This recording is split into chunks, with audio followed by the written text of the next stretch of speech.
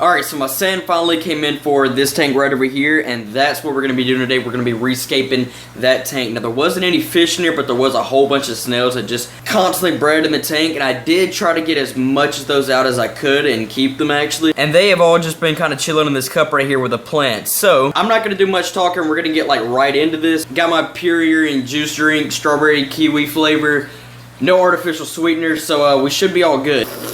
Alright, let's go. Oh yeah, one more thing. This is the sand that we're going to be using, Aquaterra. It's pretty fine sand, and this is like exactly what I wanted for the tank. Alright, now let's go.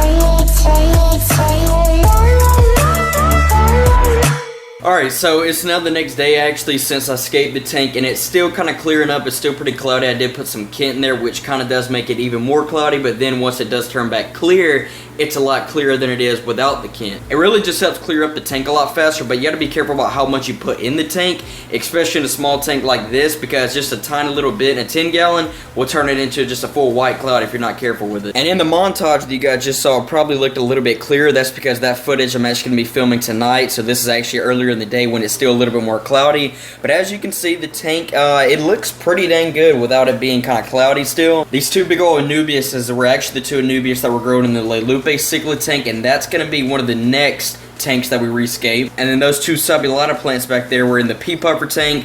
The 3 bamboo sticks back there, they were actually in the convict cichlid tank. And that Anubius and those 2 little subulatas right there and right over there were actually in this tank. And as you can see, I just piled up those 3 rocks over there. We got the hang on back right back here. This is one of the lights that I ordered off of Amazon. It's the Night Crew light. Very cheap, inexpensive, and a very bright and really good light, honestly. That right there will cost you about $17 versus like a Fluval light, which can cost you, $60 or $70. And then the heater is right back there. So overall, I think the tank looks pretty dang good, honestly. And this is going to be our guppy tank. We're going to have, a few pairs of guppies in here. Probably 1 centerpiece fish, and also the little honeycomb catfish.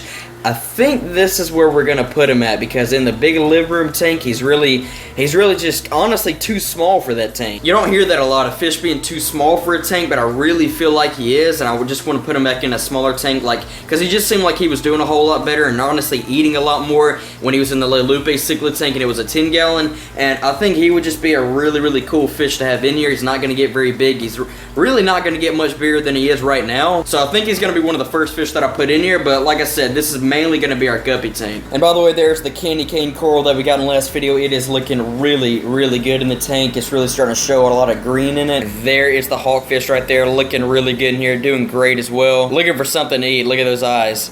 Just looking around, waiting for something to go by. And like I said in the last video, I've just been kind of adding and doing a lot of things to this tank in the past week, so I'm going to kind of let it chill out for now for a few weeks, and then if everything's doing good within about 3 weeks to a month, then I'll add the first clownfish back in here. And this is going to be the next tank that'll rescape, and as you can see, it is looking a whole lot better. I did a water change on it yesterday, but yeah, next weekend I think is when I'm going to actually turn this into a Christmas themed tank. I've been talking about it for a little while, and I think I'm going to finally do it with here in about a week or so. And all these fish right here will go into this tank right over here in this community tank. It's not going to be just one color like this. Like, this is an all orange tank. It's going to be Christmas colors. That's the only thing I'm going to tell you right now, but everything else I'm kind of keeping a secret for it, as to what I'm going to put in there and stuff. But just know, it's going to be a really, really cool tank. And another thing about this tank, I am going to add more plants in here. I haven't decided exactly what, but I think I'm going to get some more subulata plants in here, and maybe some hornwort. That'll be a really, really good plant that'll kind of branch out in here. It's like a mossy type plant for the guppies to actually live in. But that's going to be pretty much it for now. I hope you guys enjoyed today's video, and if you did, don't forget to drop a like on the video. Hit that subscribe button if you're new to the channel, and also let me know what kind of videos that you guys want me to make, and if there's any kind of specific escapes that you guys want me to do in any of my other tanks,